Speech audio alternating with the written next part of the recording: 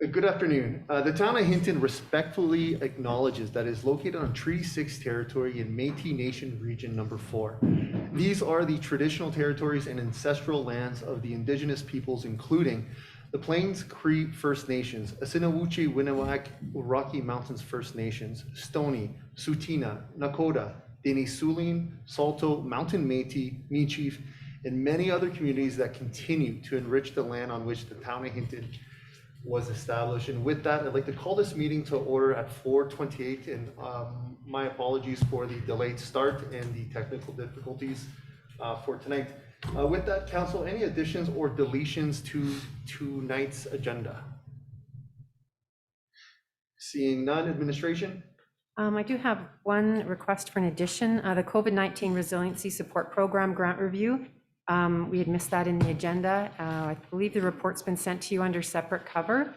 It's a direction request. You could place it as number 5 on the action items if you wish, and for your consideration. And the second one, I just wanted to confirm that you still would like the closed session this evening.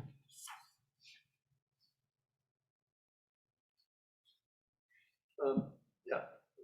Council, any appetite to make that motion as amended? Councillor Hawes. Thank you. I'd like to move that we adopt the regular council agenda for November 15th, 2021 as amended. Thank you, Councillor Hawes. Council, we have a motion on the floor. Any debate? Seeing none, I'll call to question. All those in favor?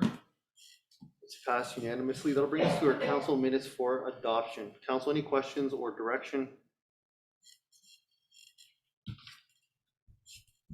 Seeing none, I'll entertain a motion. Councillor Laberge. I move that we adopt the minutes for the November 2nd meeting as presented. Thank you, Councillor Laberge. Council, we have a motion on the floor. Any debate? Seeing none, I'll call to question. All those in favor? That's passed unanimously. That'll bring us to our citizens minute with council. Are there anyone here? Administration, was there anybody logged in? No. That'll bring us to our delegations and presentations for this evening. And once again, it is STAR's presentation by Glenda Barton. Is this all right too? Yeah, whatever you're comfortable. Just so that you can fully understand. Thank you. Thank you so much. It's a sheer joy to see all of you again in person. And I have a special treat as well. So just for purposes of who we are, so I'm Glenda Farndon. I'm the Senior Municipal Relations Liaison for STARS for Alberta and BC. So I've had the pleasure of working with most all of you for many, many years now. It's my pleasure to have John Gauguin with us. He is our Provincial Director for Central and Northern Alberta, as well as a STARS pilot for how many years? 20 years.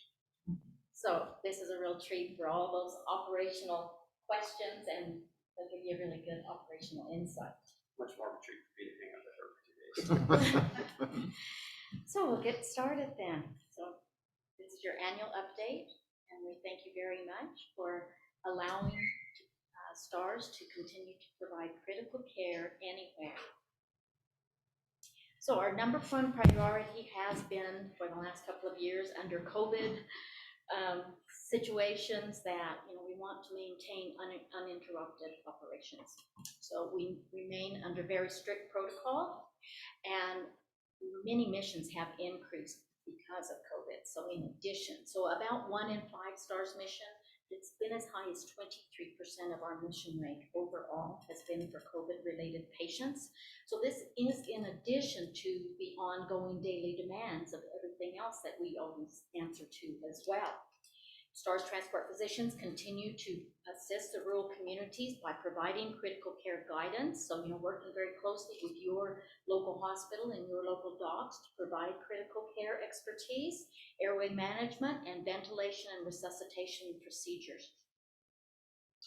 On the funding side, we still remain at the 20% government funding. Our affiliation agreement has expired, so we are still in high-level discussions with Alberta Health Services in hopes of getting another agreement in place. So in the meantime, of course, we've had lots of challenges, especially with COVID. Like that has really changed the face of everything as far as funding. So we did have to go ahead because the Alberta Lottery is our single largest funding source. So we did go ahead in 2021 with that, and we actually had a sellout, which was very much needed funds. So the new lottery for 2022 will be launching in January.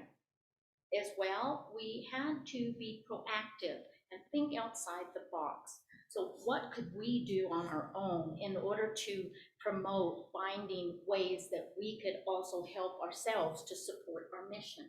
So that was identifying efficiencies, whether it was operational or on the funding side.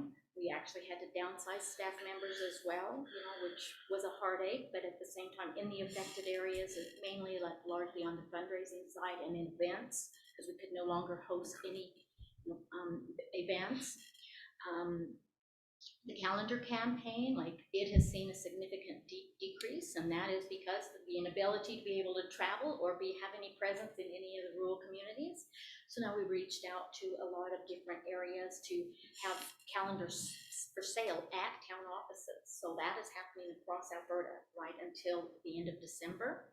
And of course, we pivoted to a lot of safe online events and worked with rural communities who were still willing to host online raffles and 50/50s in place of their community fundraisers that could not be held. Going forward, the Emergency Link Center is a key component. They are 24/7 access to a safety network. They have access to every single available resource in the entire area. Our transport positions also work through the Link Center, and there'll be more that John will explain to you about that on the next slide. They have the GIS mapping as well, so that there's predetermined locations where we know where resources are, additional resources that we could send while we are en route, as well as working with the transport positions. We currently see over 31,000 emergency requests every year coming through the Link Center itself. And John will explain more about this new pilot project through the ELC with our transport positions. Thanks, Wanda. Yeah, so we commonly refer to this as the Dock in a Box. Initially, it was just a three-month initiative, and we moved this till the end of December. Initially, it was 1 day a week, and now we've moved it to 3 days a week. The benefit of this is really it's just a partnership with our transport positions who are with us on the phone and on the satellite, on board the aircraft at all times. They generally will only ride along with us about 2% of the time because the level of care that they kind of empower the air medical crew with is significantly high. But what this was an opportunity for us to have a transport position looking out for all of the bases across Alberta. So typically they'll take care of both Grand Prairie and Calgary at the same time. They're able to be like a live, in-the-moment resource for the physicians in their communities. They answer calls from ambulances coming in from rural areas into the cities that need some guidance along the way. They also just recently started a pilot project with Golden, so it allows them to, in real time on FaceTime, they're able to share information in real time, and this is the direction we're going with this program in the back of the aircraft. 2 years from now, the transport position, the Dock in the Box at the STARS Emergency Link Center, not only will be able to use FaceTime or some other modality to talk to your hospitals, but also to talk to us in the back of the helicopter. All of the new instrumentation we have in the back of the helicopter is all Wi-Fi capable. The aircraft, the new H-145s are Wi-Fi capable, and in real time, they'll be able to see exactly what the crew is seeing, including body cameras.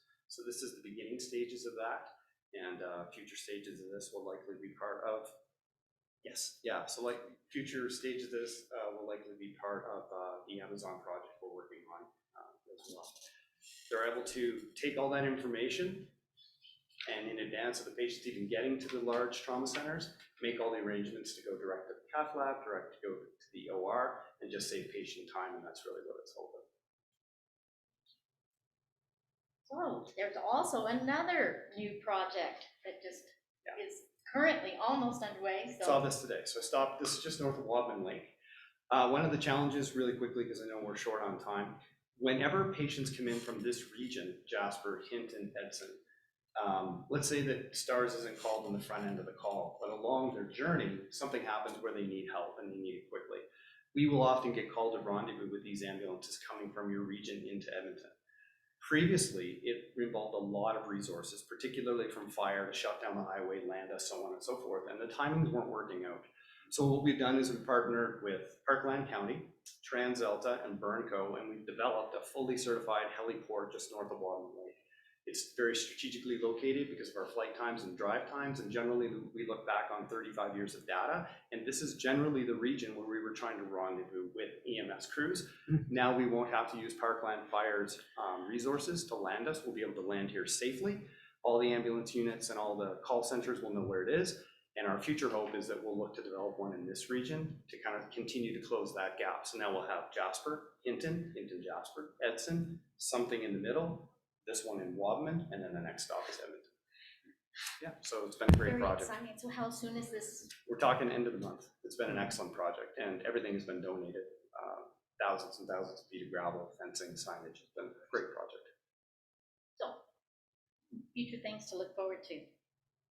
So let's look at Town of Hinton statistics and also within Yellowhead County and the surrounding area. So of course, you can see that you have a very busy hospital here. This year as well, now it's been double from what we saw in 2020. So once again, it's kind of resuming that. And I think, John, you said that we simultaneously. Yeah, we've intentionally, so anytime that this entire region or this hospital is in need of stars, we put both helicopters on pre-alert now. We've been doing that for about the last 20 months. We've just seen in many cases where Grand Prairie or Edmonton weren't brought in necessarily as quickly as we wanted to. So now for this entire region, both Edson and Hinton hospitals, both helicopters are pre-alerted or put on notice at the same time. And it's probably part of the reason for the uptick. Obviously the downtick is likely COVID and a little bit less travel, Right. but we're certainly seeing a lot more efficiencies with both aircraft being available to respond to this region. So being ideally located, you know, I mean, that's really important factor for your residents and area that you are where both bases can be responding and you have those resources available. About a third of Yellowhead County area missions occur in and around Hinton as well. So overall, if we look at your interfacility transfers along with your scene calls, you're seeing an average, annual average, about 13 to 14 missions per year. So one a month for sure. And then as well, we have a new postal code project that we're very excited about. It's in very early stages, but John will give you a little bit of information about that because we'll have really great information to hopefully bring to you at the next update. Yeah, so as Glenda and I spend time together, we talk about what stories we want to share with our partners out in the communities. The mission volume is very important, but as Glenda mentioned earlier, every single call that comes to the Hinton Hospital, one of our STARS transport physicians is partnering with your physicians here to find out where they should go. And there's a number of other people that are involved in that. We average since 2017 that we've actually been part of a patient's journey out of the Hinton Hospital almost 400 times.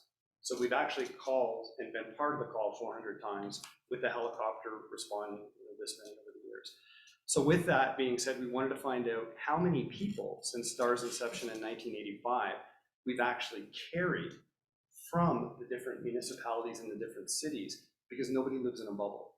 And we're in the early stages, but we've gathered all the data of just where people lived when they were flown by STARS. Anecdotally, just under 300 in Yellowhead County. Next time we meet, we'll be able to tell you exactly how many from Hinton.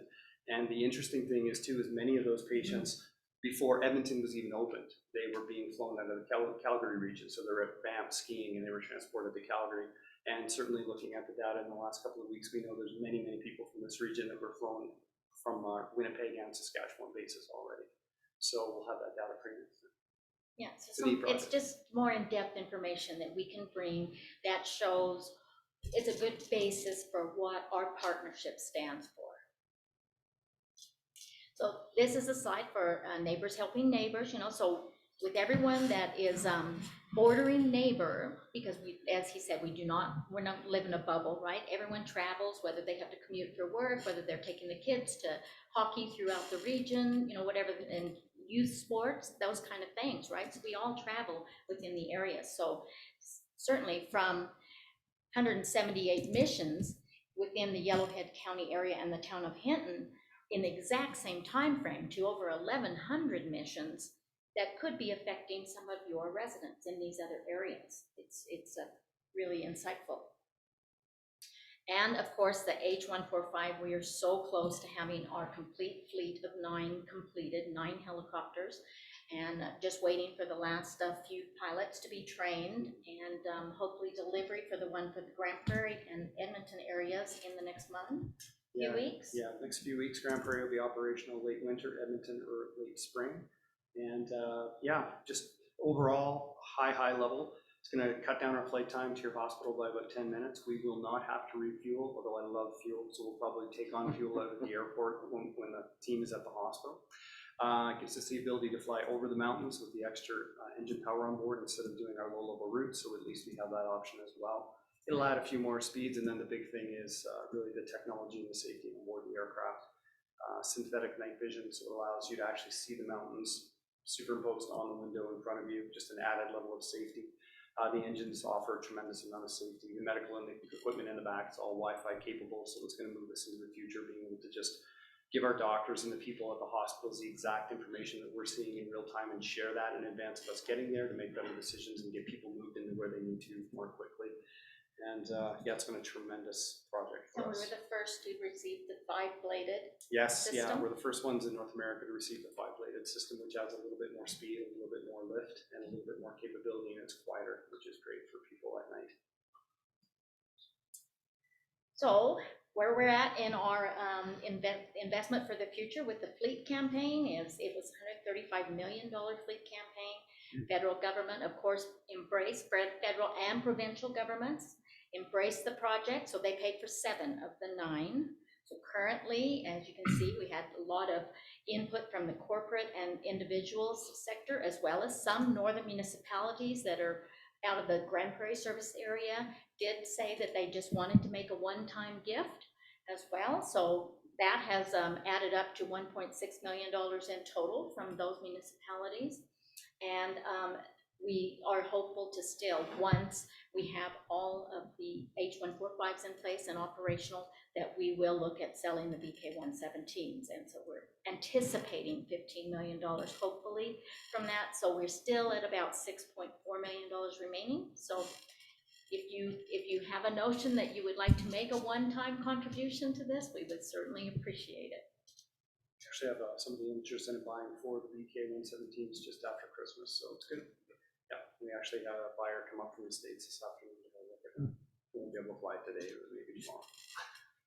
So we're, it's quite a feat when you think of going through COVID and having to put the campaign on hold and all the other things that we have been up against for a $135 million capital campaign to be down to roughly $6 million remaining. So the end is in sight. And so STARS has been serving Albertans since 1985. We've flown more than 45,000 missions. Main factor is with no cost to the patient. Like, that is a huge thing for us as Albertans. A life is saved every day, and partnerships make this possible. So we want to thank you, Town of Hinton, for continued partnership. You've stood by our side since 2002. You're on an annual standing motion, which we're extremely grateful for, because that gives us that sustainable funding that we know we can count on and rely on. So thank you for your continued support of that standing motion. You are STAR's reason for being. Thank you. Well, Glenda, it's always nice to see you. It's nice for you to bring a friend. John, thanks for being here today. Thanks for the opportunity. Great to see all the projects that you're working on, and I think you guys do so well. It's hard to say no to you. It's probably what it is. You do a phenomenal job. So I was a little worried when I saw John here. I'm like, is he going to replace you? Are you leaving us? I was like, Not possible. so yeah. So that's great to hear. What I'll do first is I'll open it up to the floor and see if there's any questions. Councillor Hawes. Thank you, Mr. Mayor. I just have one question about, and I realize the impact of COVID on Alberta everywhere. You said that 1 in 5 services have been COVID related, and I guess I'm wondering, I've heard a lot of concerns over the last year about ambulance services within the rural communities, the lack of, the amount of buses or units being houred out, being shut down. Is that anything that's contributed to the need for STARS to be transporting any of these patients? Were these patients that needed STARS to transport, or could they have been transported by ambulance, by ground, but there was no services, I guess is what I'm wondering. Yeah, it's a fair question. I'm not going to pretend that I don't understand the challenges that Alberta Health Services is facing with their, their capability right now. I think that the fair answer is no. We're only asked to transport critically injured patients. Okay. And often the answer that we will give if we hear a challenge with resources is we are the only resource in central Alberta. So our transport physicians generally will only send us for exceptionally sick, ventilated, multiple drips, very, very ill COVID patients. And that's what we're seeing. And sadly, many of these men and women who we've transported are exceptionally sick. And I can't remember, certainly in the last 18 months, a patient that we've carried with COVID that we did so because there wasn't enough resources. We're only going for the very sickest of patients. But I do understand there is a resource challenge. Sure. If I can follow up real quick, the reason I ask that is because when I look at percentage-wise, the government, provincial government is funding 20%, and it just it made me wonder, are they using your resources, and not funding enough of the other? So I'm happy to hear that that isn't the case, and there is obviously those boundaries of what specifically is for your resources. So yeah, we I definitely acknowledge the challenges for sure, but at the end of the day, we need to be there as a resource for critically injured people, and we just continue to support Alberta Health Services and the ministry to make sure that their capacity is where it should be. Thank you. Thank you, Councillor Hawes. Council? Sorry, if there's none, I have one other question, if I may. It's great about the Wabamun area and the helipad there. I'm just curious, you mentioned about how the fire services in different areas to shut down the highways and the resources are taken away. Where did that land then on financially? Did that land on the municipality, or how does that work? Like, because I potentially am seeing potential savings here for that, but where does that pocket come from? I always come at things under the auspice of strategy. So the truth of it was that when we looked at the data and how long these men and women do incredible jobs on volunteer fire departments, the truth is that the helicopter travels 250 kilometers an hour, and by the time we get notification that there needs to be a rendezvous that needs to occur, we launch and we fly towards the scene. In many instances, the volunteer fire departments are going as quickly as they can, and the timings are really difficult to work out. Mm-hmm.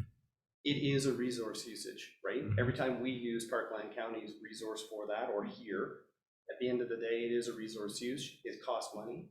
And we just partnered and collaborated with TransAlta, asked Parkland County if they would come on board, because it is essentially mitigating their resource use. And it's going to be a phenomenal, and it's really a resource for this region because it won't be used very often for that region. Parkland County's fire services will be on scene by that point, and they will set up the landing zone. This is intentionally dedicated to running rendezvous.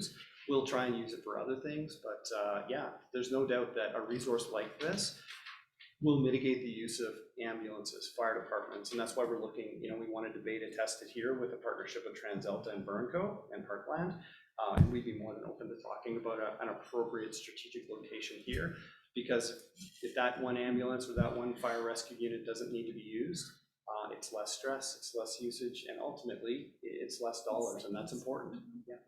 And if I may just follow up, whose dollars? Is it on the municipality, or do you guys pay the municipality? No, so we do not. It's a partnership that we've had with fire departments right across the region forever. And, we consider it a service. We hope that they would support us with that service. It's not something that's used frequently, but we really do need fire department support to safely land us. STARS is one of the only air ambulances in the country that lands at night for scene calls. So we can't do that without the support and the security of the fire departments. They're an integral part in our success, and when we can't get it, it's a challenge. But then this allows them to be in service for other calls. Absolutely. Now by having a dedicated heliport that's already has its own security, so we don't have to call them out. We can just land. Yeah, so Parkland's going to take care of all the cleaning. Their sheriffs have volunteered to go and check it frequently to make sure nobody's squatting or camping on it. Yeah, Winter there's a lot of maintenance. different, winter maintenance, summer maintenance. Yeah, lots of different partnerships there. It'll grow and develop. Parkland County is scheduled to take it over 14 months from now permanently from TransAlta in an exchange dollar for dollar, and take it on as part of their county's requirements to basically service and maintain. Okay, thank you. Thank you, Mr. Mayor. Thank you, Councillor Hawes. Council, anything further? Glenda, it's always nice to see you. And John, I suspect we'll see you every year now. Well, Here in We'll Houston. try, we'll yeah. try. I did want to make one quick note. I was really happy to see the federal government put in so much money for the helicopters. I know you put so much effort in raising money, so at least that wasn't as big as an obstacle as it could have been for that. So we appreciate everything you do, and like you said, you touched on the most important point. There's no cost to an individual. In some provinces, that wasn't the case before, right? And you'd be stuck with an $8,000-$10,000 bill and going through something catastrophic in addition of that. So we really appreciate all of your efforts, what you do for STARS, and we look forward to seeing you in 12 more months. Yes, thank you Okay. so much. Always remember, partnership is the key. That's right. Thanks so much. Thank you for your time. Thank you. Be safe out there. So that'll bring us to our action items for this evening. First one is the short-term rentals bylaw 1162, first reading, CAO Howard. Thank you, Mayor Michaels, through to council. So the short-term rentals bylaw number 1162, originally back in January of this year, the Alberta Hotel and Lodging Association came before council, and we're seeking to create some sort of regulations that govern short-term rentals. And of course, we're looking at things such as the Airbnbs, the home away, the flip key, the VRBO, and that type of rapidly growing industry. In May of this year, we hosted between administration and council a bit of a workshop to develop some enhanced understanding about where things are headed and what this would entail. And then in August, at the standing committee, committee received a draft bylaw with proposed, and that was proposed to come back to a meeting of November, which that's this evening, with a recommendation for a public hearing in December. So just to highlight a few things, there is not a lot of regulatory framework around this industry. At the federal level, there are no regulations specific to short-term rentals. The provincial level, they did introduce a bit of a tourism levy bill as of April 1st of this year, which is equivalent to a hotel tax. And at the municipal level, there's no regulation specific to short-term rentals either. So the level of service, we move forward with something like this, would be on a complaint basis, the Development Services Department, as well as the Protective Services Department, handled on a complaint basis. Do that within our current resources. We're proposing that there be a public hearing held, and of course that would be advertised and posted in the newspaper for a couple of weeks. So the recommendation of administration this evening is that the short-term rentals bylaw number 1162 receive first reading, and that council schedule a public hearing at a regular council meeting on December 7th of this year to receive comments. And to have Ms. Walker, I believe, is online this evening, our municipal planner, to assist in any questions you might have. Thank you. Thank you, CEO Howard. Council. Councilor Taylor. Do I need to talk into this? Okay. Yeah, my questions are related to those questions I already sent. So, I guess the first one would be, the actual bylaw doesn't seem to have much in the way of rules in it, other than the rule that you need a window for a room. Why does the actual bylaw not reference what seems to be critical host responsibilities? You get things like guest parking, because I've heard, when I went door to door, I heard a couple of people that are really strong about off guest parking or hardwired smoke CO2 detectors, or, I mean, some of these things are mentioned in the attached guideline, but there's nothing in the bylaw that says Appendix A is part of Appendix B, and the bylaw doesn't mention those things. So are those guidelines? And why aren't they referenced somehow in the guideline? Administration. Thank you, Mayor Michaels, through to Councillor Taylor. I'm just trying to switch screen here. I'm trying to get a sense of the staff that are on to support the presentations this evening, and it might, because we're not, oh, there's Mr. Rousseau, hello. I'm here, however, I can't, my video says the host has stopped it, so I can't Okay, Can't see me for whatever reason. Can you hear me though, at least? sure. Yeah, Lorraine, did you hear Councillor Taylor's question? And I know, I apologize, he did send the questions. Yeah. I just picked them up in about an hour before the meeting, so, and I know we had some responses, but I'll let you respond directly if you could. Thank you. Yes, thank you. I did receive those questions just a short time before 4 o'clock. So I was able to answer them and forward them on to both my director, Winston, and my manager, Debbie. So with regards to Mr. Taylor's questions, some of those things that you see in the guideline are out of our jurisdiction. So they fall under Alberta safety codes or the fire authority. So that's why we can't put that in the bylaw. That's why they're considered guidelines for the host. As well, the parking, yes, we will be requiring 1 off-street parking stall per guest suite for the STR. I see that, yes, it wasn't in the actual bylaw itself. It was on the guideline for the host. So I am going to add that in. With regards to the street parking falls under the traffic bylaw, in which case the public is welcome to park on the street. However, once you apply for a development permit for an STR, then you are required to accommodate 1 parking stall within your own driveway and not including the street or in the garage. That's the very same regulations we put around our bed and breakfast as well under our land use bylaw. So I will include the parking in the actual bylaw. Councillor Taylor? All good? Thank you. Hey, you're welcome. Councillor Taylor, I have other questions, but other people might too. if you want one more, and then I'll go on the queue. I think question 2 you answered. Question 3 is why the difference in the application process based on whether the applicant resides on the property?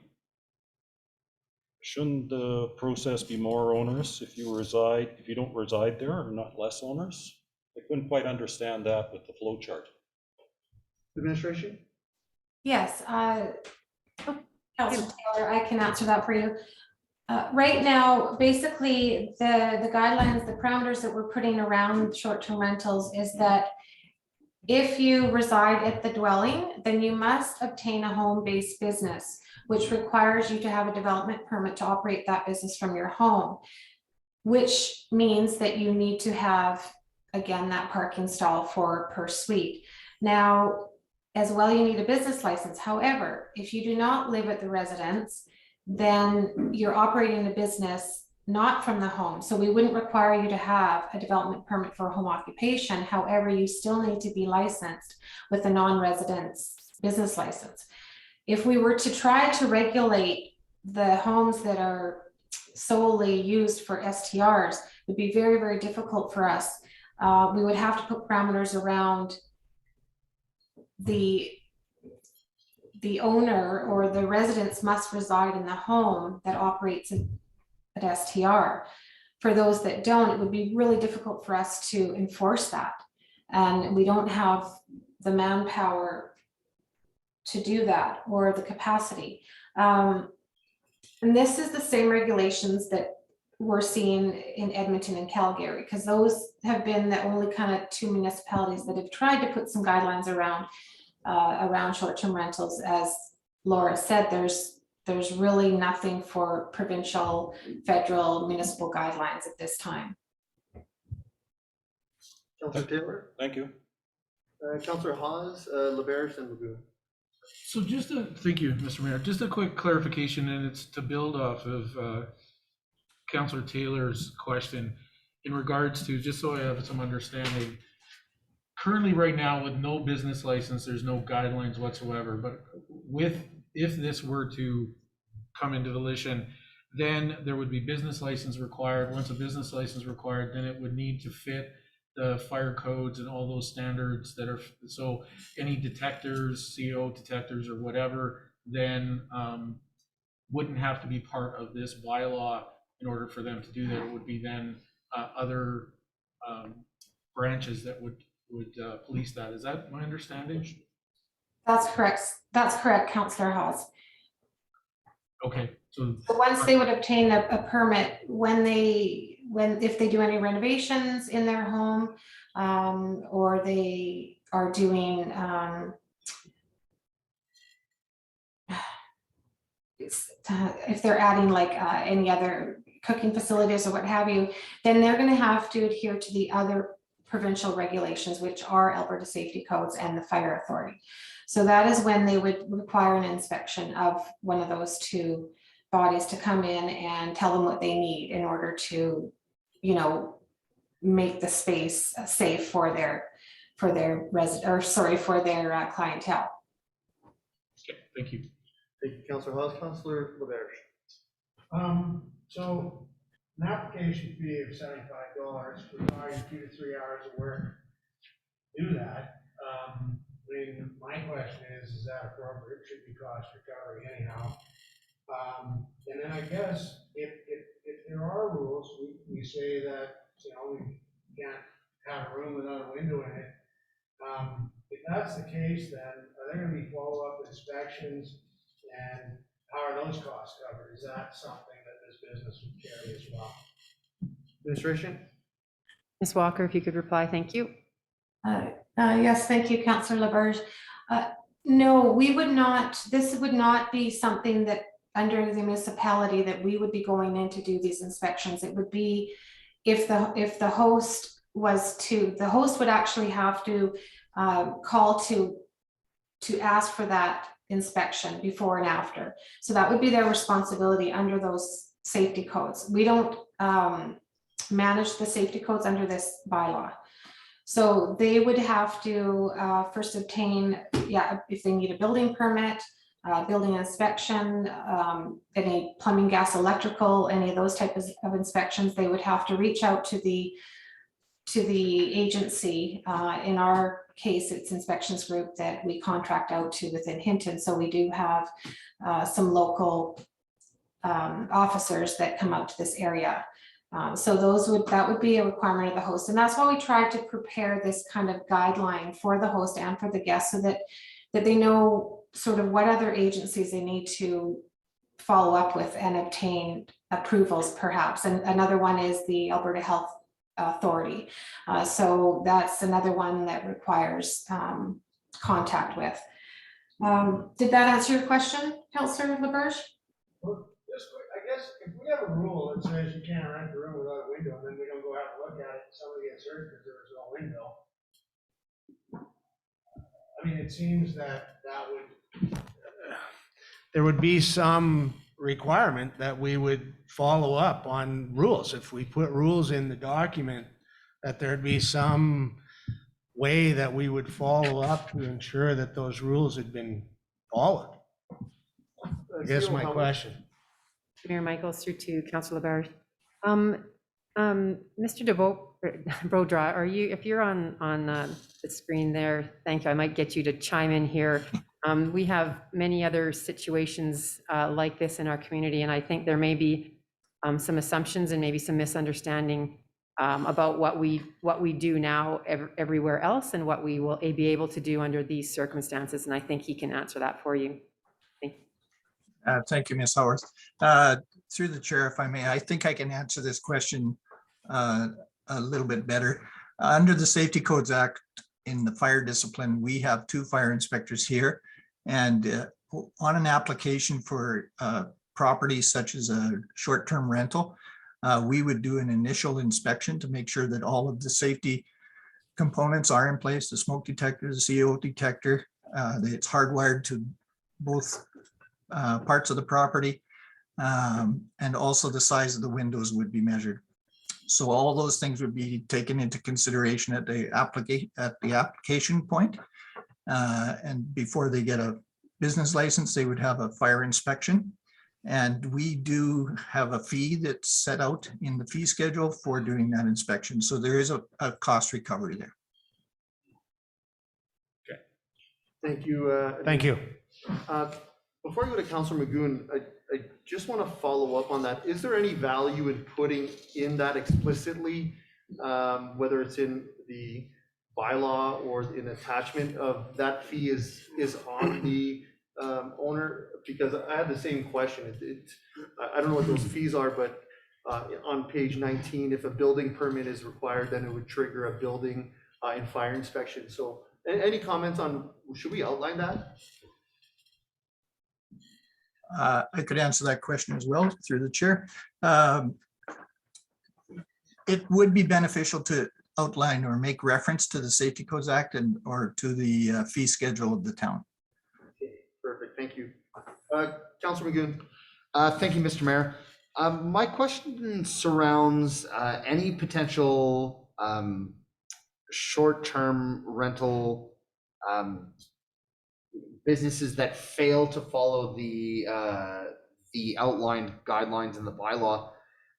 Do we need to have a specific caveat or section in here that deals with those who don't meet the standard and what the subsequent follow-ups are, like they're losing their ability to operate as a short term, or does that come through a different bylaw? How does that specifically work out so that we're clamping down on those who perhaps don't follow the bylaw the way they should? Administration. Yes, yes, thank you, Councilor McGoon. Well, under the business license bylaw, there is an enforcement section, of course, so where we can ticket and we can enforce. So if they're not compliant with their business license, then we have the authority to go in and mitigate through this business license bylaw. Perfect. Thank you. Thank you, Councilor McGoon. Councilor Taylor. I didn't have a question. Oh, you're not in the queue again, okay. Councilor Haas. Yeah, and I guess around maybe a little bit on the lines of Councilor McGoon's question. Earlier you stated it was complaint basis. I guess my question is, we currently know of at least 90 or so short-term rentals that are in our community, and they have to be they're on a couple of different sites in order to book them. If this were to, again, be a bylaw of our community, what's the plan for beginning this? Like, is it complaint based? I have a neighbor who I don't know if they have or not have a business license. I would have to complain and then it would be looked into, or would there be some sort of, looking into these 90 or so at some point to inform them that they require now a business license? What's the plan moving forward if this bylaw in that regards to get people to comply with this? Administration. Mayor Michael, through to Councillor Hawes.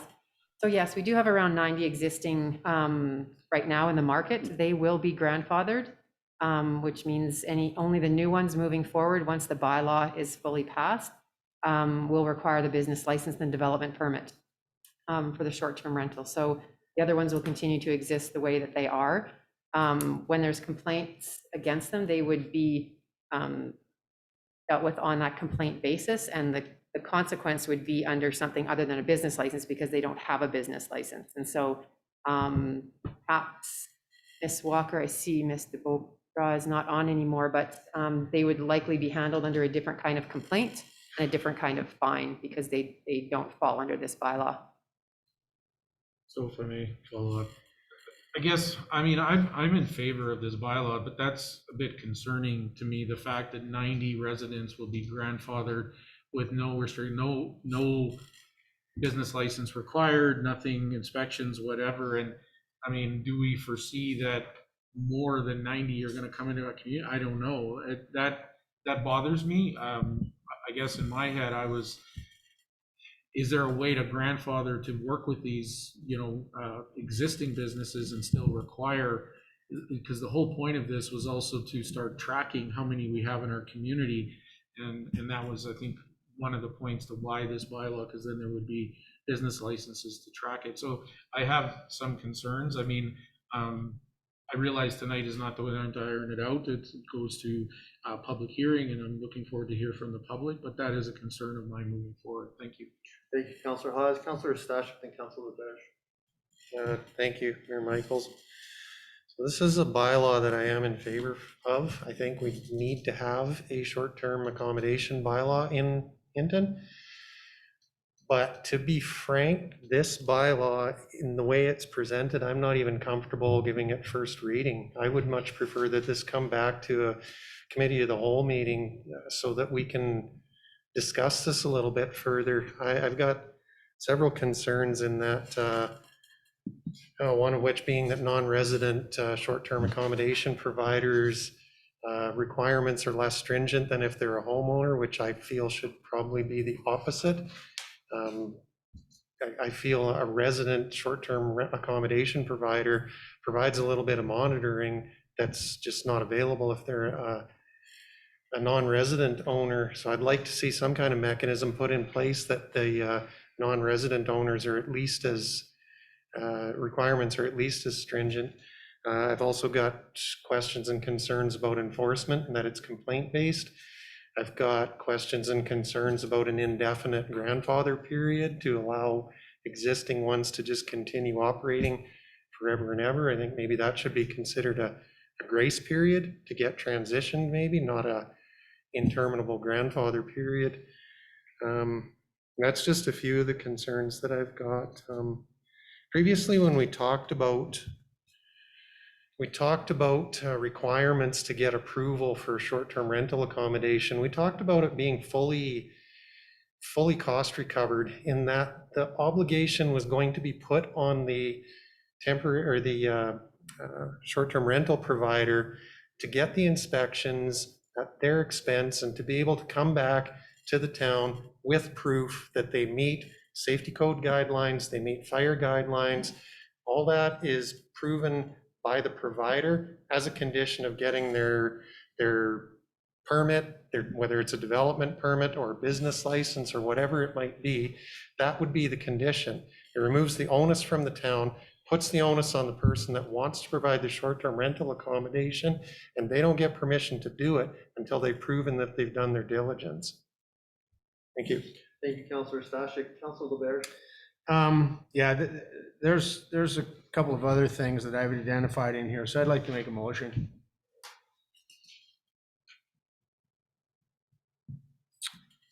That council refer the short-term rental bylaw number 1162 to the next committee of the whole meeting for further discussion.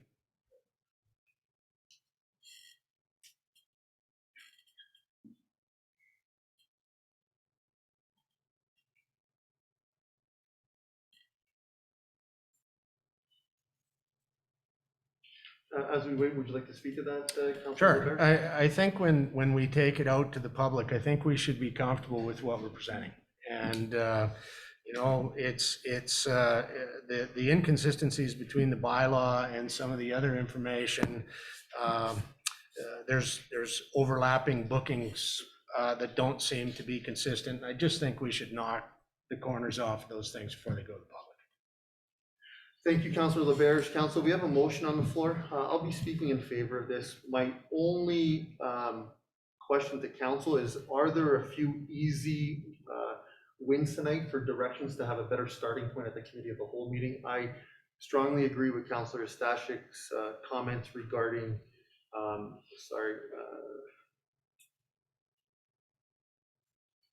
no, it was regarding the grandfather part. Do we want to, I just can't see allowing 90 units currently to not need a business license. To me, do we want to give that direction, and then our starting point next week when we have this conversation includes a few of these things? That's the only thing. I'll support this, but I think there's an opportunity to have a better starting point when that conversation happens. Councillor Hawes? Yeah, thank you, Mr. Mayor. Yeah, I'll be in support of this. I just really not comfortable with the way it is right now, and a major one is the grandfathering one. To have that conversation as a committee of the whole as to expectations, and you know, and there's a few other things that need to be ironed out as well. My hope is to have you know, again, not a restrictive, but also a fair bylaw in regards to this matter. And I believe, you know, I mean, the fact that there is no regulations, I think we have to get this right as close as possible. So I'm in favor of it coming to, and I'd be in favor too of, as Councillor or Mayor Michaels mentioned, in that we're grandfathered issue alone. So thank you. Thank you, Councillor Hawes. Council? Anything further before I call this to question? Seeing none, I'll call to question that council refers short-term rentals bylaw 1162 to the next committee of the whole meeting for further discussion. Council, all those in favor? That's passed unanimously. Council, anything further for this item this evening? Councilor Stashen. Thank you, Mayor Michael. So if there was an appetite for council to give some direction to administration to bring some potential preliminary changes or suggestions to that committee of the whole meeting when it comes back to us, would now be the time to do that? Okay, if I may, I'd like to give some direction to administration.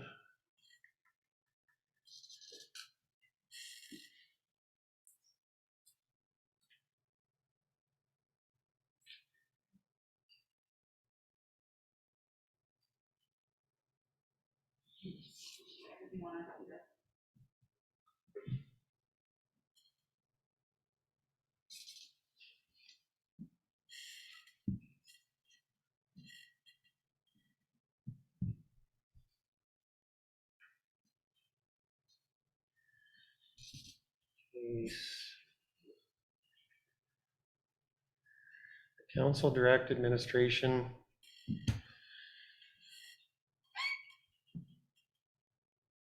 to bring options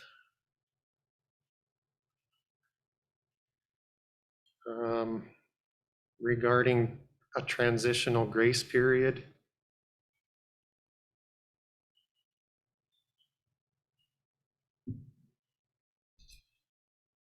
rather than grandfathering.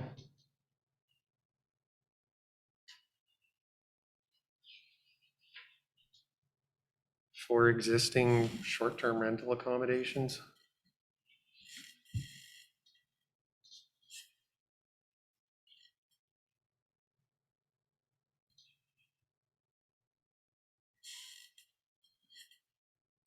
So I just speak to it quickly, if I may. I think this is an important aspect to look at. I spoke to it earlier that I wasn't comfortable with an indefinite grandfathering. I realized that there's some logistical changes that these short-term rental providers are going to need to make to be able to become permitted. So I'm fine with an appropriate grace period, but I think by the termination of whatever that grace period winds up being, that there's an expectation that they're compliant by that point and can get a permit or a license or whatever the ultimate authorization is to run a short-term rental accommodation in Hinton. Thank you.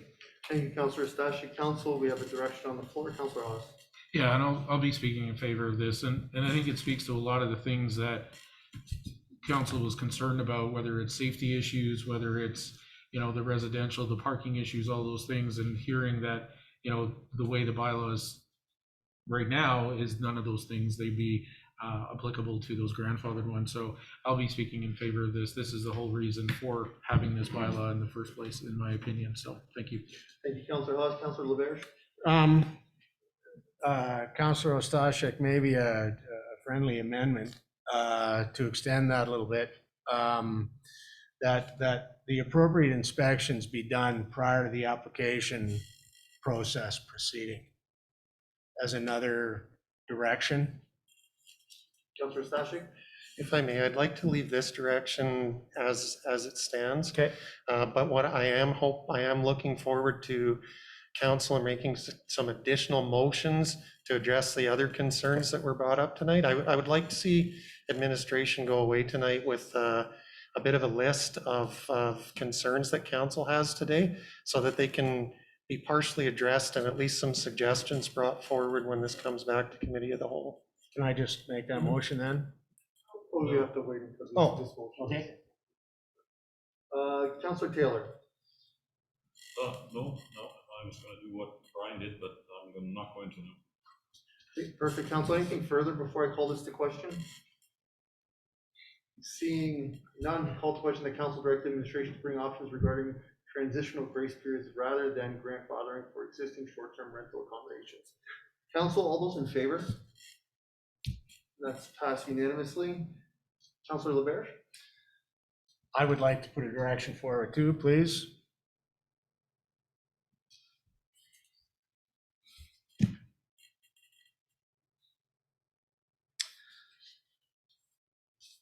That council direct administration. I guess we don't need options. To to include in the bylaw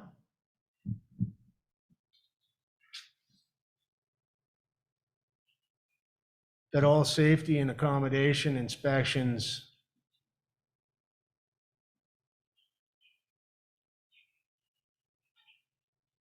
be completed prior to the application process.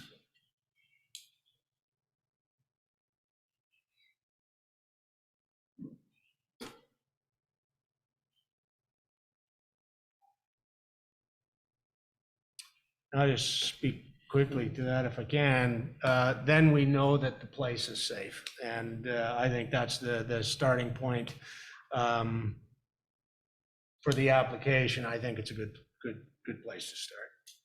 Thank you, Councilor LaBerge. Council, we have a motion on the floor. Councilor Hawes. Just a clarifying question to administration and then possibly a friendly, to include that it's a cost recovery, that it's not that it's recovered by the applicant. I don't know if that needs to be added or possibly added to it, or is that just part of the process in the fee schedule that Protective Services Director mentioned?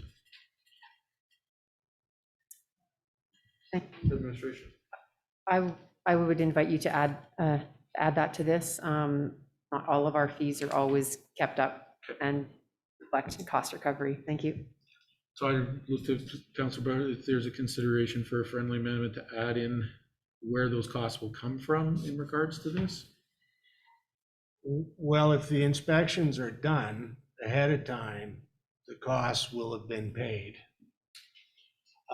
But sure, I'm happy to do that because I don't know that the $75 is enough, and certainly the inspection fees need to be on top of that. My only reservation is within the bylaw to have cost recovery, to me, is problematic. I'd rather set fees where fees are set, because then you're having a bylaw that the cost could change yearly on what cost recovery is. So to me, I prefer high level, and then whether it's a $75 or the cost for the fire inspection and the other inspection, we look at those specific fees and say, are they up to where they should be? Not a high level statement of just cost recovery within a bylaw, which is going to change the cost every year potentially. So that's my only reservation. Councilor Hawes? Yeah, and if there's a fee that we can refer to, I just want to make sure it's captured for administration that the expectation is those fees we would be grouping some cost, whether it's cost recovery or whatever. But right now it just says that they must be done, but it's not saying who's going to pay for it. And that's the only thing that I thought might be needed to capture so administration's clear. And so once they start to build that bylaw where that is, and if it's referring to certain fees, great, as long as that's part of the discussion. So. Councilor Stashik? Thank you, Mayor Michaels. Yeah, I appreciate the intent. I've got concerns about adding in words like cost recovery and stuff too. I believe for safety codes inspection, that's not even something that the town offers, and I could be wrong, but a safety codes inspection could be, to my understanding, could be arranged externally and would be the responsibility of the short-term rental provider.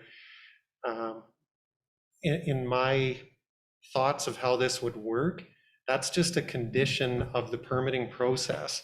And that's one of the documents that they have to bring to prove their diligence before they get their permit to have their temporary rental accommodation. They have to show the safety codes inspection and that it passed and that it's deemed safe by an accredited agency to be a short-term rental facility. So I have concerns about putting wording in there for that. If there's wording that can capture the intent that this is supposed to come at absolutely no cost to the town and that the applicant has to bear those costs, I would support that. But in terms of cost recovery for the town, I'm not sure there's a way we could work that in there. Thank you. Councilor Hawes? So maybe it's not an actual wording of cost, but just at the cost of, so when it says inspections to be completed prior to the application process, and then word it somehow that it's the responsibility of the owner, the applicant, to provide that we aren't going to be doing the inspections, but that it's at their own cost, whatever that may be. And so maybe we don't need it. I mean, I'm hearing administration say we might, but maybe we don't. Maybe it's would be part of the development of this bylaw administration will bring to us. So if I may, I think we have an opportunity to separate these two. If we can keep the concept of it being prior to the application process, we pass that, and then we focus the conversation on the costs and how we want that to be.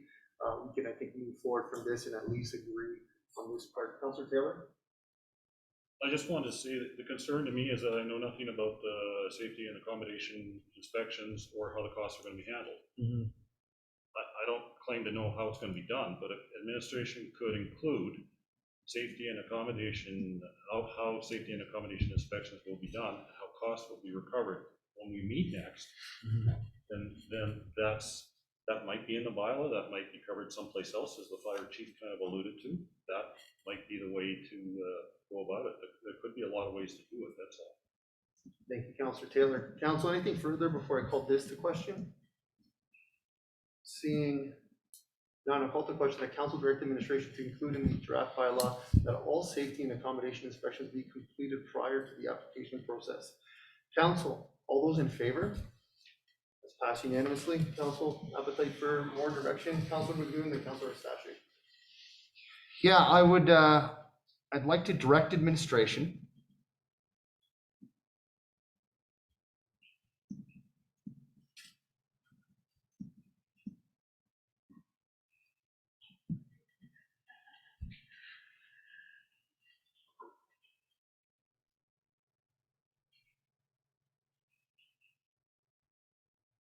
to ensure where appropriate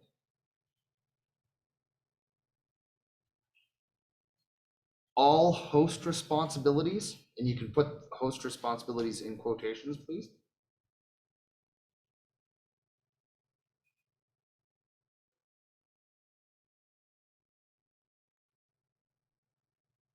as listed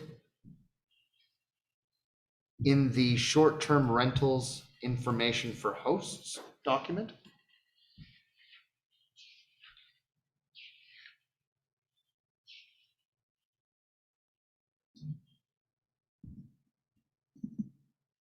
Are included in the draft bylaw. And if I could speak to that briefly, Mr. Mayor. Basically, we have a short list of expectations of our hosts. And I think for the most part, they should be reflected in the draft bylaw if they aren't already. I do understand that perhaps with the exception of the home-based business development permit, that might be reflected in another bylaw, and that's fine, hence the where appropriate. So if it hasn't been included yet, case in point, I do believe you must provide guests with a copy of the, residential rental accommodation information for guest guide, which can be found online. That's not reflected, I didn't see in the draft bylaw.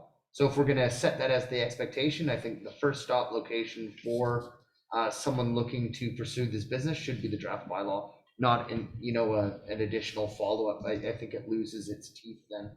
So I'd just like to see it reflected in the draft bylaw, as Councilor Taylor had indicated earlier in the meeting. Thank you, Councilor Magoon. Council, we have a motion on the floor. Any questions? Councilor LeBerge. Okay, well then, here's one of the inconsistencies that I saw, and maybe we should address that if it's gonna go in.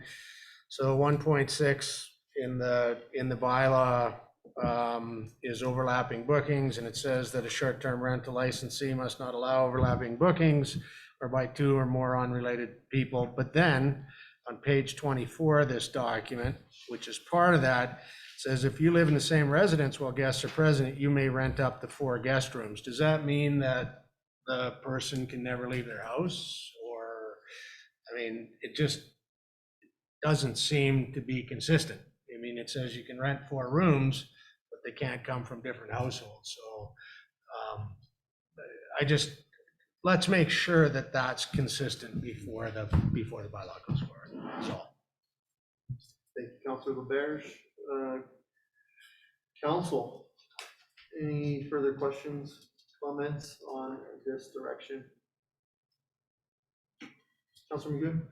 I'm just wondering, before we vote on it, does administration have any further clarifications on that particular point? Administration? Ms. Walker? Can you guys see me? No. No, yeah, well, it says my video's on. But Yeah, I can see you. Go ahead, Lorraine. I can see myself, yeah. No, we can see you.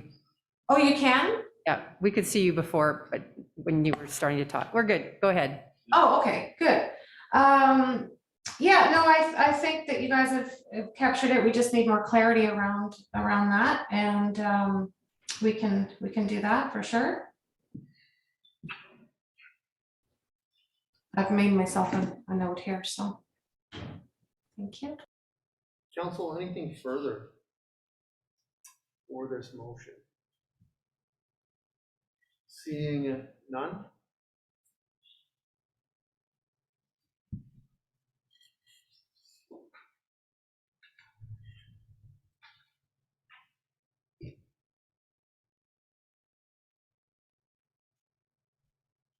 Call to question, the council direct administration to ensure where appropriate, all host responsibilities as listed in the short-term rentals information for host document are included in the draft bylaw. Council, all those in favor? It's passed unanimously. Council, yeah, Councilor Eustache. Thank you, Mayor Michaels. I'd like to provide another direction if I may.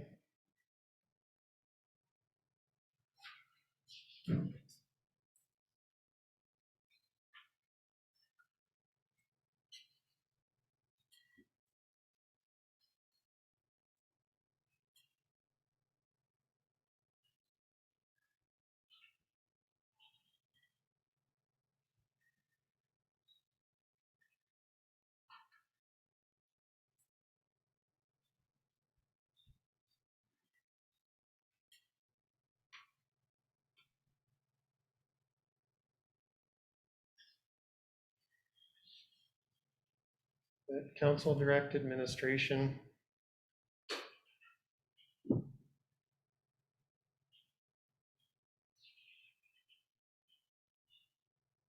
to bring back options to hold non-resident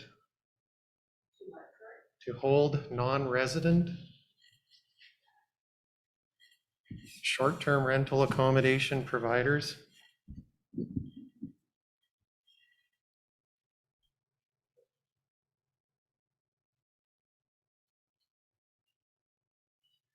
to at least the same standards as resident short-term rental accommodation providers.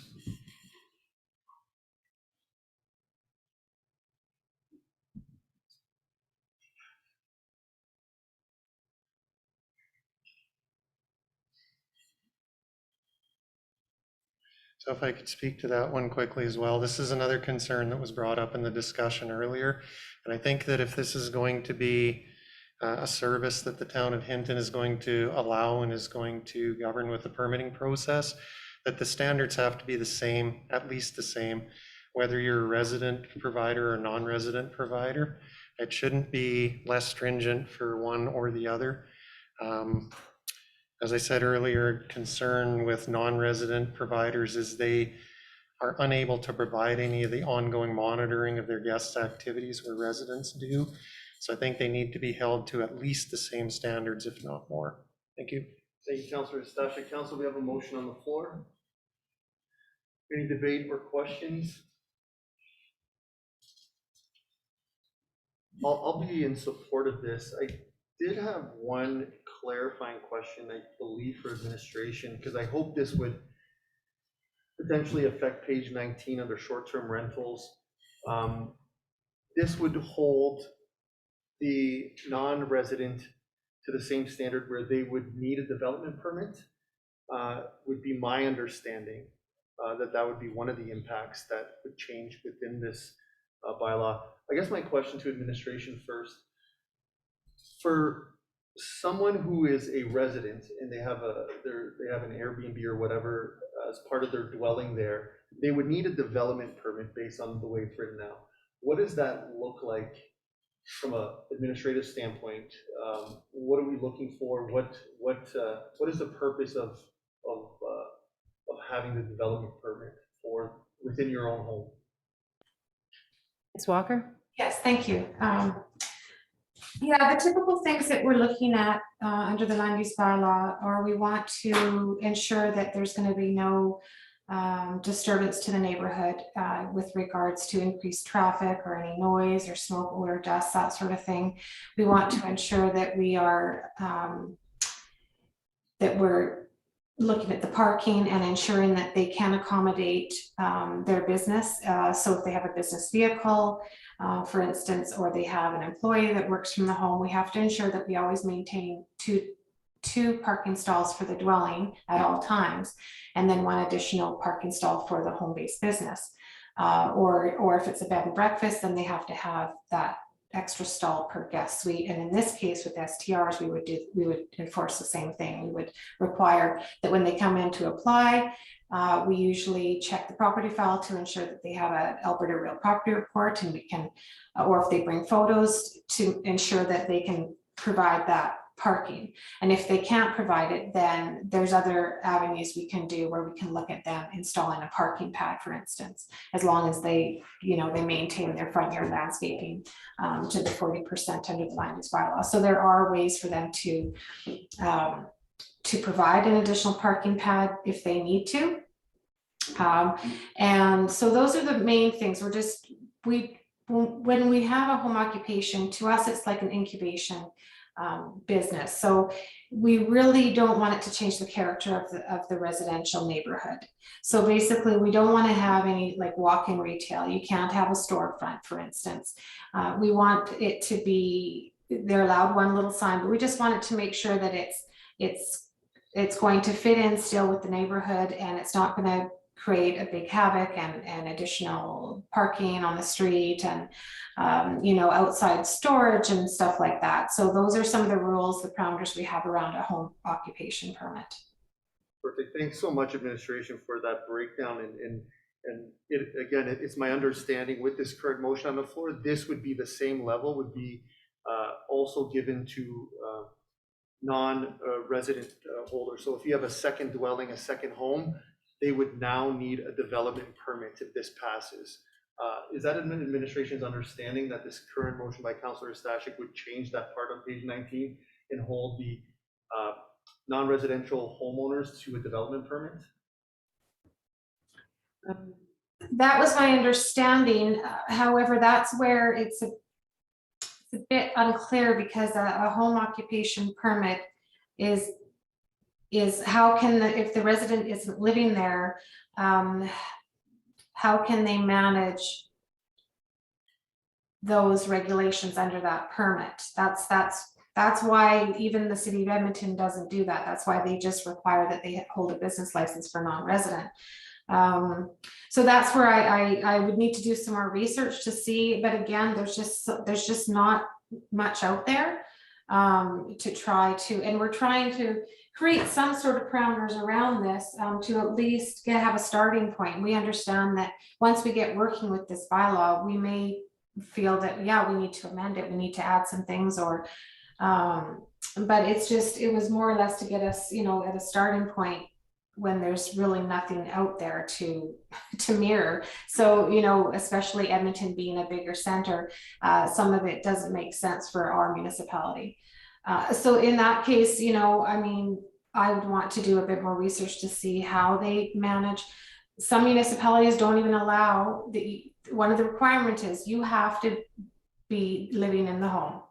That is one of the requirements, is that if you have an STR, you need to be living in your home. And but again, we know there are a lot out there that rent out their whole dwelling, and so how would we control that? And that's where it would come into enforcement and capacity with, and even that with the grandfathered STRs that are out there, for us to go on the websites and try to track all these down and be in touch with these people. And, you know, that I'm just saying that is why we said grandfather, because you've got to start somewhere. Because if we have to go back on all those, that's just going to be a lot of extra work as well.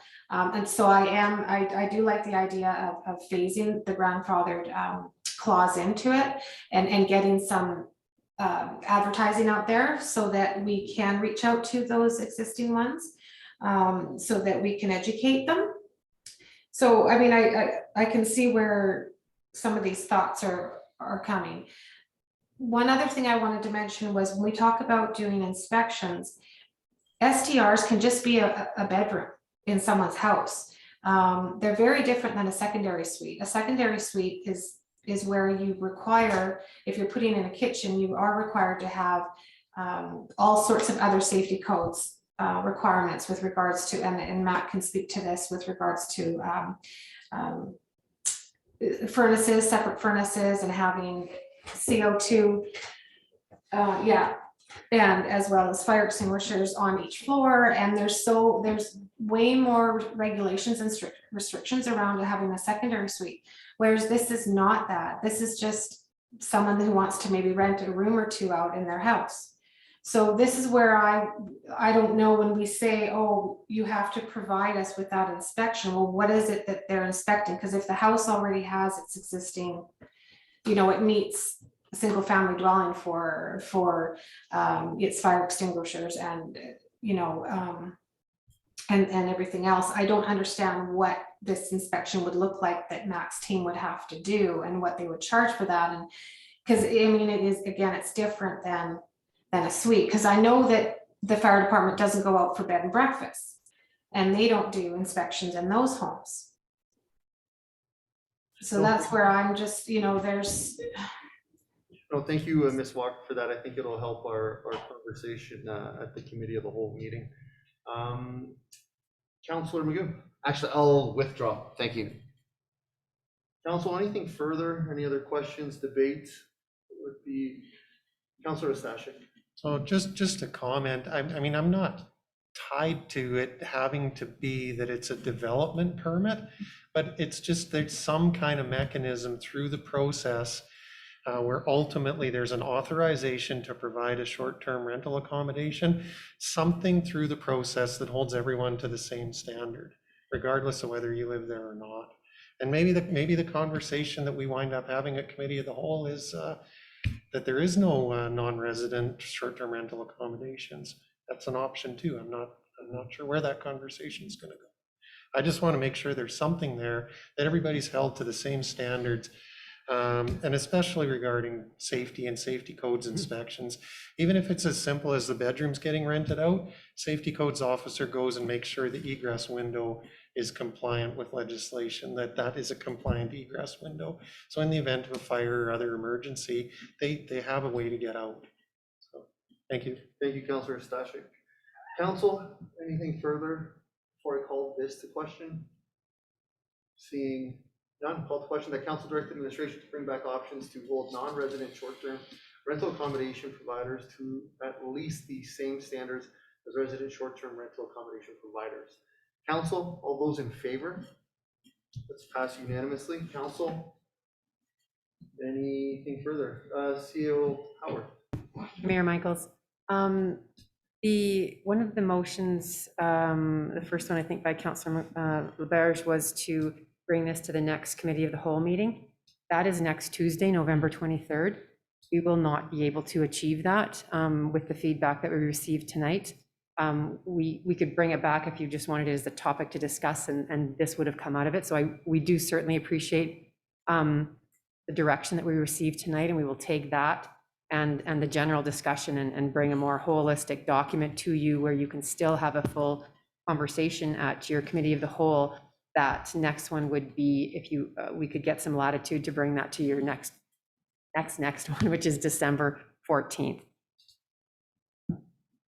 I would be happy to adjust my motion.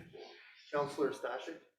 Yeah, just so administratively, then what would that require? Would that require that original motion to be rescinded and another one made with a different date, or?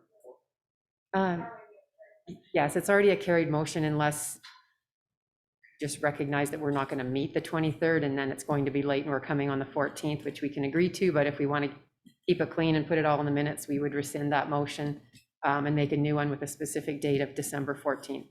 Thank you. Councillor Stashik? Since I was on the prevailing side, though, I'd like to move that the previous motion, we need to see it, we all know the one we're referring to, be rescinded. And then I'd look forward to Councillor LeBerge or someone else making a similar motion with a different date attached, a date that's palatable to administration, considering the additional motions we've made.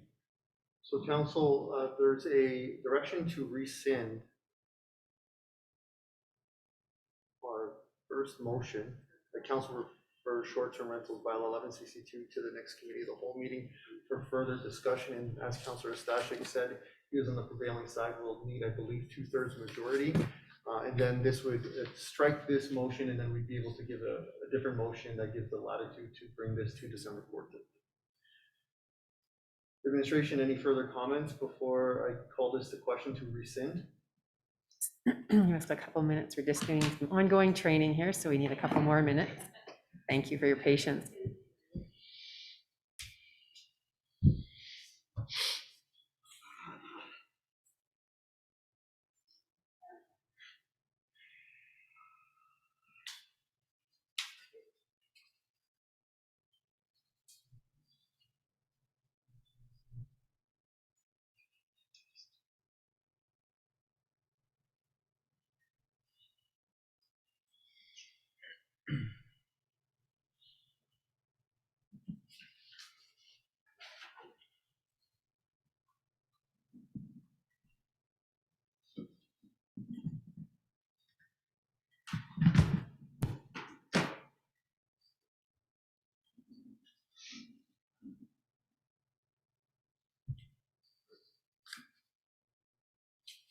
Administration is good?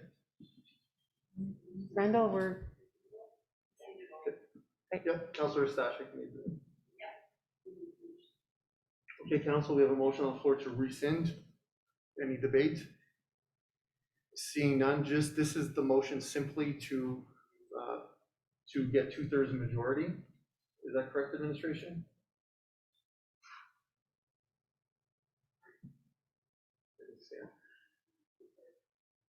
Just procedurally, I just want to make sure that we have to get 2/3 prior, I believe, and then it's a 4-3 vote after if 2/3 is approved to.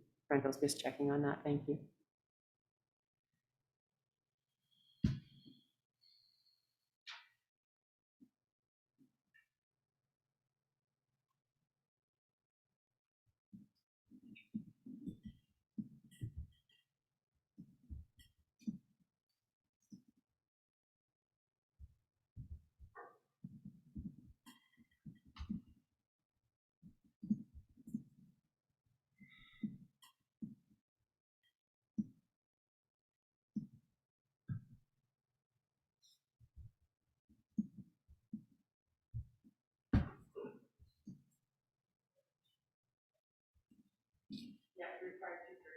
Okay, so this is a motion just to consider this.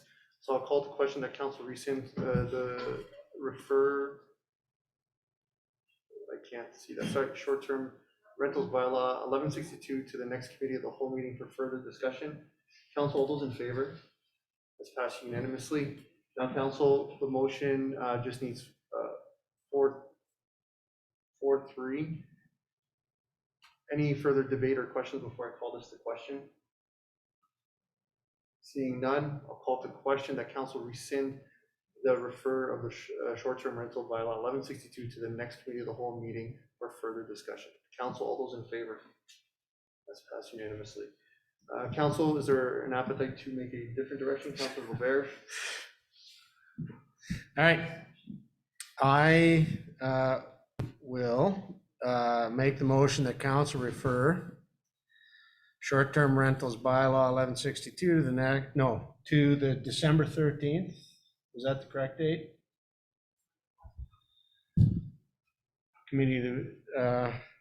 The committee of the whole, meeting of the committee of the whole.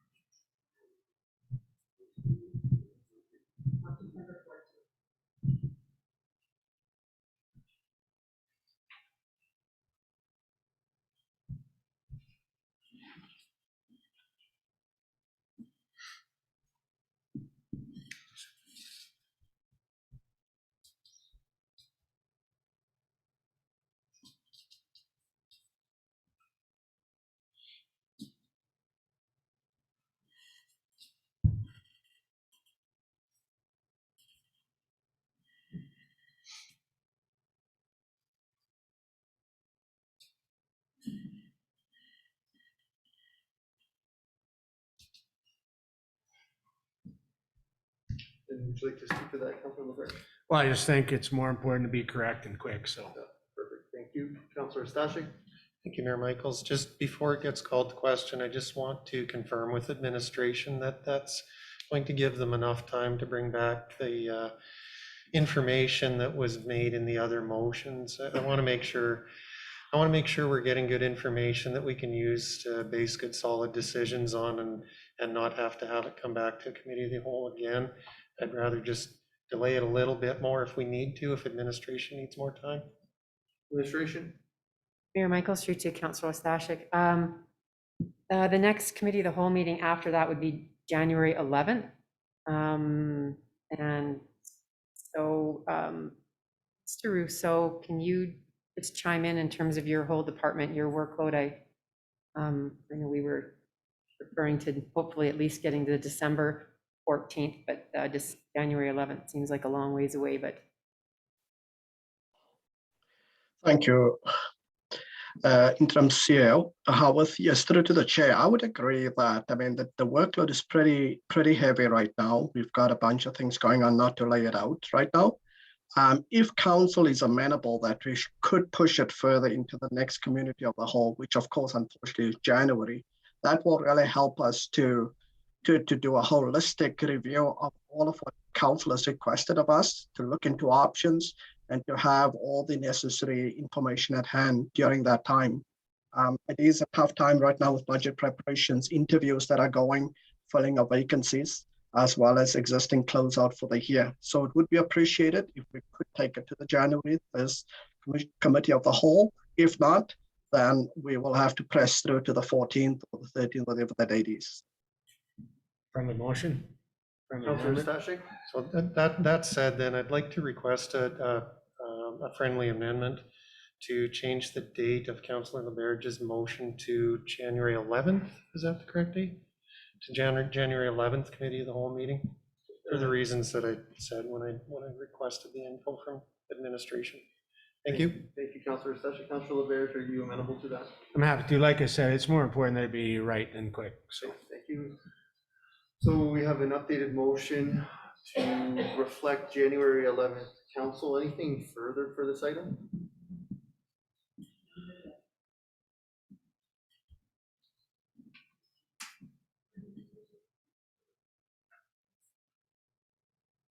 Councilor LeBerge? Just one additional comment. To push it beyond that gets to be a challenge because people are going to be starting planning for next summer. And I think it's important that this be put together. So I think that's as late as it can possibly go. Thank you, Councilor LeBerge. Council? Seeing none.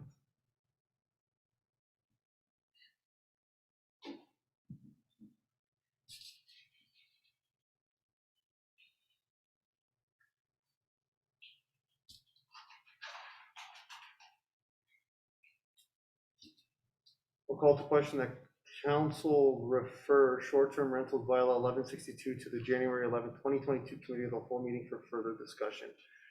Council, all those in favor? That's passed unanimously. Council, anything further for this item? Seeing none, I'd like to thank administration and council for that. I think we'll be way better set for January 11th to finalize this potential bylaw. That'll bring us to our second action item for this evening, appointment of external auditor, CEO Howard. Thank you, Mayor Michaels. Through to council.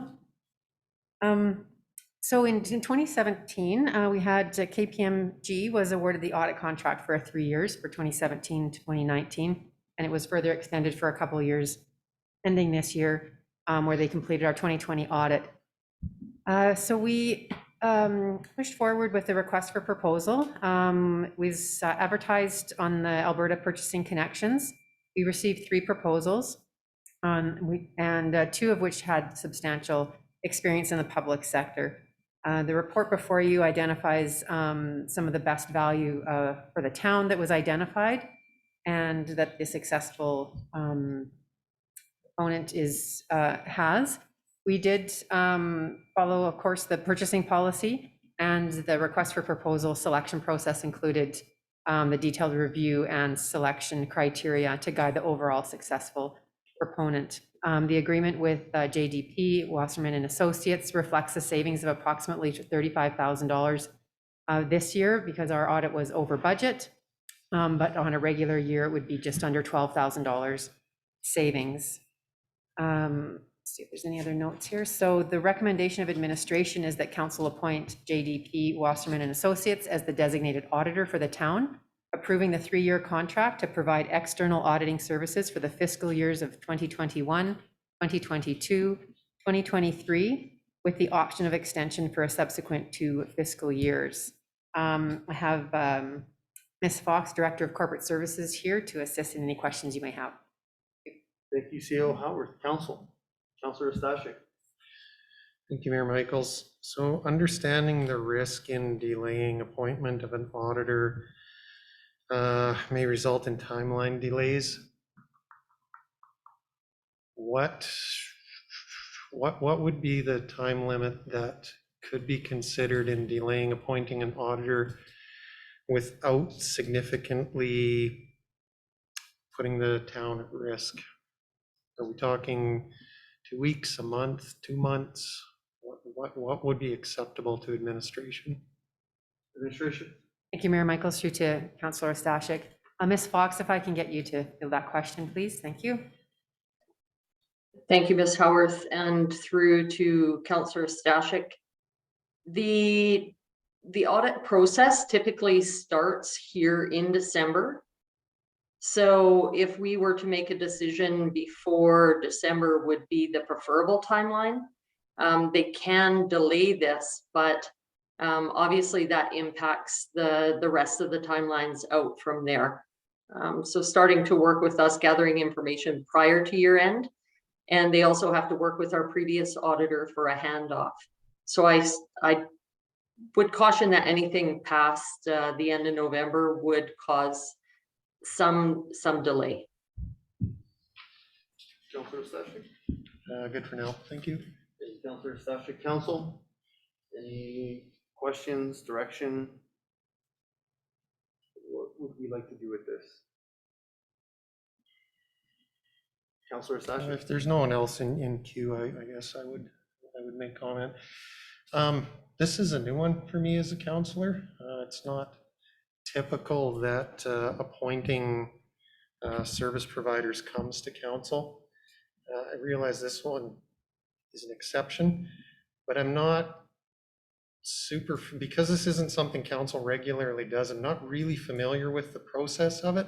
And it just seems odd to me that council would make a decision on appointing an auditor without seeing the other applications or even having the opportunity to have a closed session debrief with administration on why the proposed candidate was selected over the other applicants, to be able to get some clarity that way. So, and that's why I was asking the question about delay. I don't want to handcuff anyone or cause anybody any undue issues, but I would appreciate a little bit more background information before making a decision, if that's possible. Thank you. Thank you, Councilor Stashik. Councilor Magoon. Yeah, and I appreciate the comments made by Councilor Ostashik.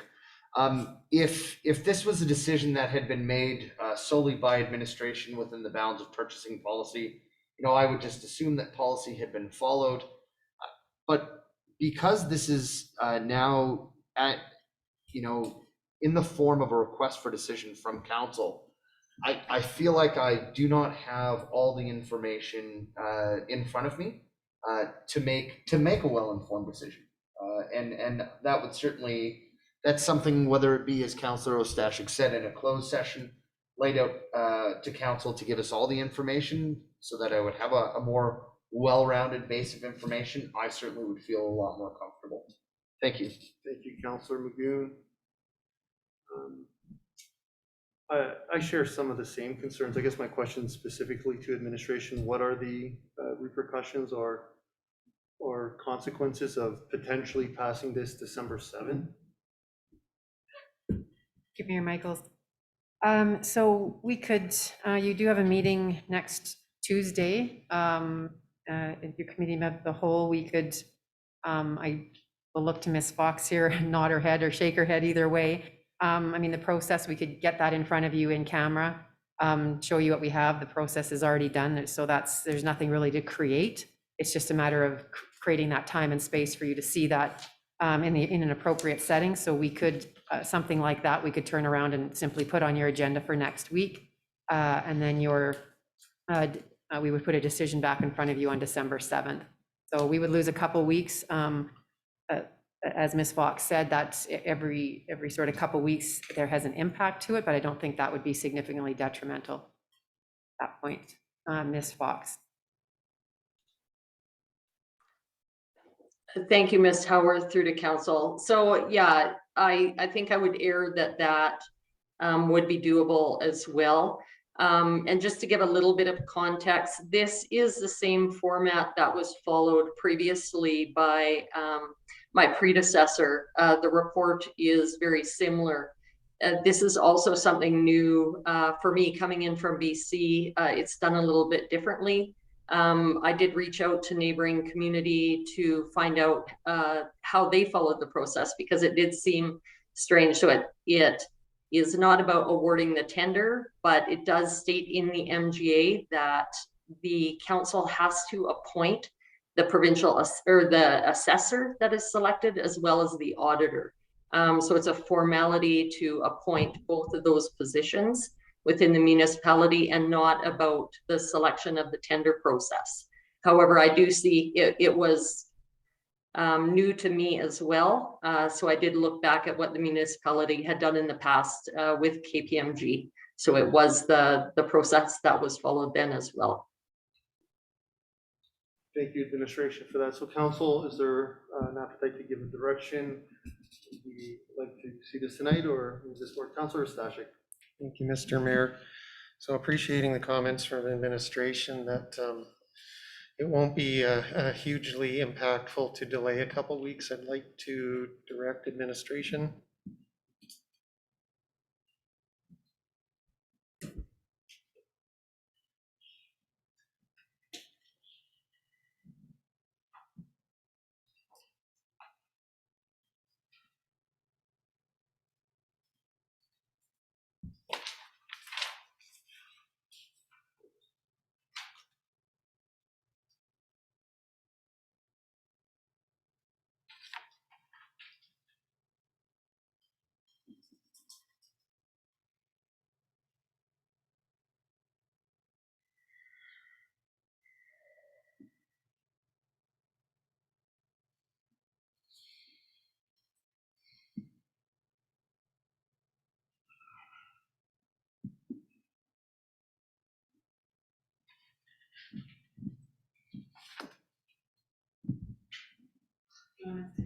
Yeah, to direct administration.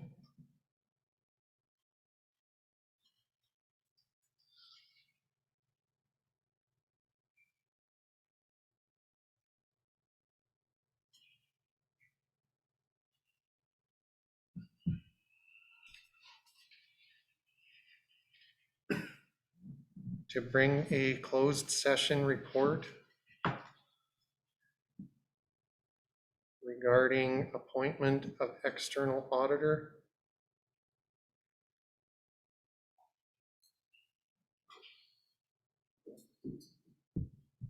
to the November 23rd, 2021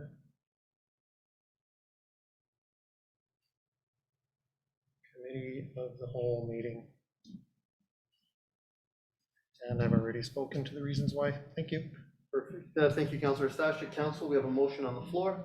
Any debate, questions? Seeing none, call the question that council direct administration to bring a closed session report regarding appointment of external auditor to the November 23rd, 2021 Committee of the Whole meeting. Council, all those in favor? That's passed unanimously. And I believe Councillor Hawes will have to leave us. Yeah, my apologies, council, but due to work obligations, I have to go. Thank you. Councillor Hawes. Council, anything further for this action item?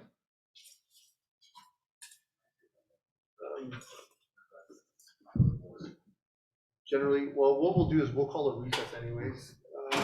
Let's reconvene at 6:15. I just wanted to say that, at next week's council meeting, if you'd like one of us to be in attendance to answer any questions on our proposal, we have to be here again. Now, I believe we have an in-camera session next week. Yeah. So you have to come as an meeting, right? Yeah, that worked with Laura, I guess, and find out, I'm trying to think on the fly now with the motion directed is seeing other proponents too, right? We would see everything, so there'd be some sensitive stuff, so I think work with Laura.